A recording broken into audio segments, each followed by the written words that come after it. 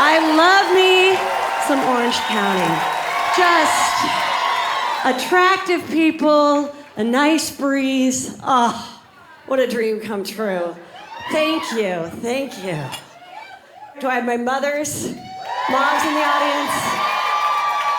I am a mother of 3. I came from a mother.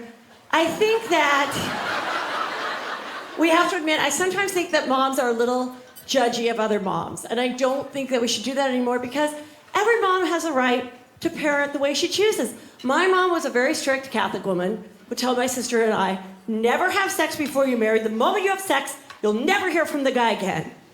And then on the other hand, my friend, our sophomore year in high school, her mom taught her how to give a proper blowjob on a banana. And all I know is that that friend lives in a much nicer house than mine. I'm just saying. It worked out. Everybody can parent the way they choose. I have been married for 19 years. Thank you. At this point, I'm in it to win it, and I believe that Jesus will reward me on the other side for my sacrifices here on earth. I said to my husband, I go, listen, if we can hang on for about 5 more years, we'll both be just unattractive enough to realize that neither of us can do any better. We really freaking can't.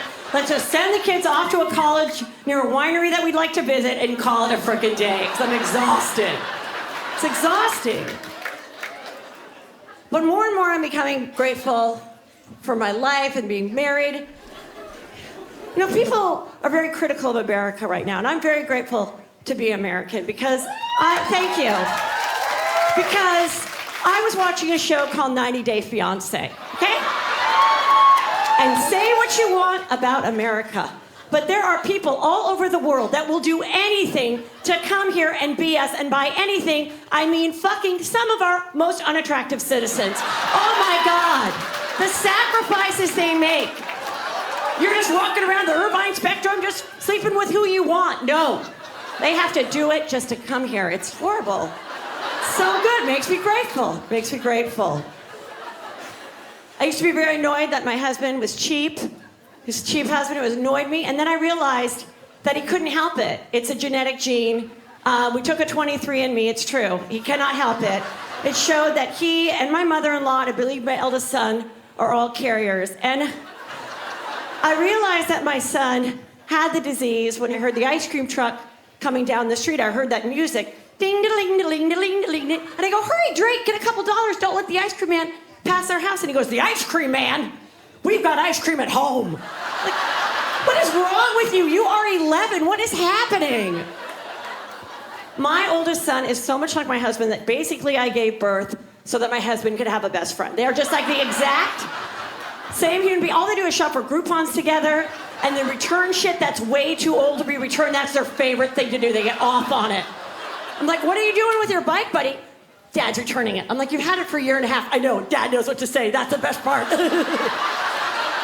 not even ethical. What are we doing here? Again, I try to be grateful. I live in a nice house. I was watching this HGTV thing. There was about a marathon about tiny houses. And these people have money, but they're choosing to live in 170 square feet, okay? So I'm watching this episode, and it featured this cute lesbian couple. And they get into the house, they're like, we love it. And their bedroom is just this loft, which is just a mattress, and there's about this much room between the mattress and the ceiling. And I'm like, well, you'd have to be a lesbian to live here. The only kind of sex you can have is scissoring. I mean, there's this much room. This much room before this. Don't get it. Who wants to live there?